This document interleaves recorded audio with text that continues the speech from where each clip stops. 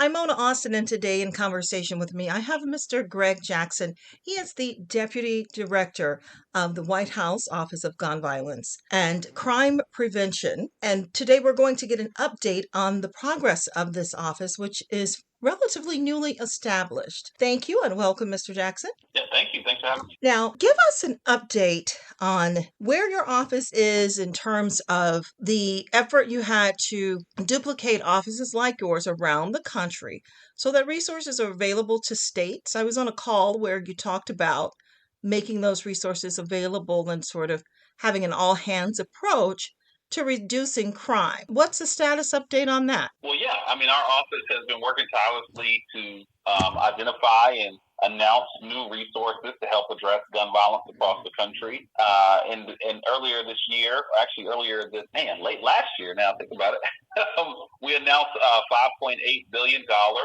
in funding for community safety strategies, everything from crime gun intelligence centers, national mentorship programs for at-risk youth, hospital-based intervention programs, and even expansion to increase and improve victim services for those who have been traumatized or impacted by violence. And so we packaged this all up. We rolled it out through the Department of Justice program plan in partnership with that agency. And now we're in the thick of applications where most of these grants are being reviewed and applied for this spring to help start saving lives. In addition, though, our team has been working with agencies on improving their service delivery. And we've actually assembled an interagency gun violence emergency response team across 12 different agencies that can be deployed when a mass shooting occurs or when there's just a high concentration of violence that overwhelms or negatively impacts an entire community. And so we're excited to have that assembled. We deployed it in Lewiston, Maine after that tragedy. We partially deployed it in Kansas City after the shooting at the Super Bowl parade. And even in Philadelphia, we had two shootings back-to-back that happened on public buses that impacted teens. And so we're excited to improve and strengthen the federal government's response while ensuring that we're pushing out more resources to communities most in need.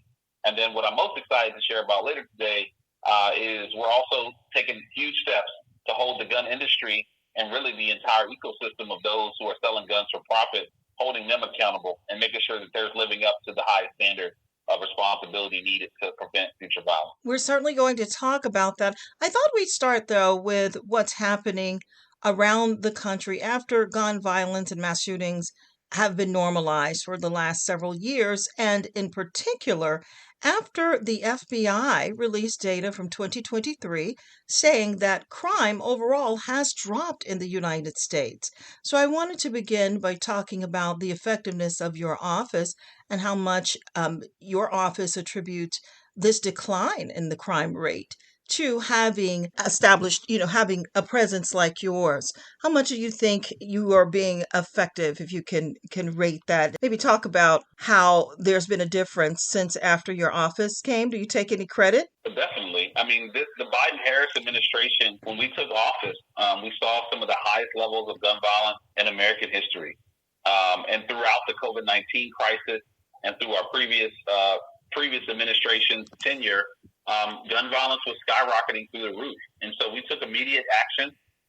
In fact, this president has taken more executive actions on gun violence than any president in history, which included unlocking over $15 billion in COVID relief dollars that went directly to community safety and violence prevention strategies, whether that was law enforcement or community-based. And so that happened within year 1 and 2 of this administration. And those dollars are going to work.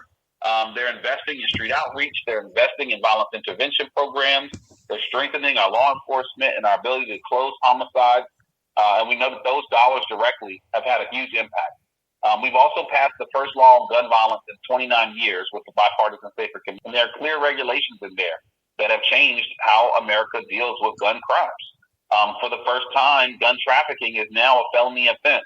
And we've already prosecuted over 298 gun traffickers across the country. In addition to the status report, Jackson spoke to the SICE to share Vice President Kamala Harris's big announcement on gun access. As of Thursday, April 10th, the Biden administration is implementing the largest expansion of gun background checks in 30 years. Now, this addresses the so-called gun show loophole That's where gun shows were not previously required to do background checks, and that's how guns typically could get in the hands of people who were not authorized to have them. This is a big step in managing how the Second Amendment is treated for pro-gun advocates, and particularly for the NRA. Vice President Harris made the announcement in a press call saying that all gun dealers now must conduct background checks no matter where or how they sell their merchandise. Prior to this change, thousands of guns were sold every year to unlicensed dealers. The new rule not only applies to gun show dealers, which is being enforced by the ATF, but it also applies to any vendor or dealer operating in venues outside of traditional gun stores. Attorney General Merrick Garland said anyone who sells firearms for profit must be registered federally and conduct background checks on the customer. Gun control advocates are lauding the regulation as a significant step toward universal background checks. Thanks to Greg Jackson for the updates. For more news like this, go to theslicenews.com.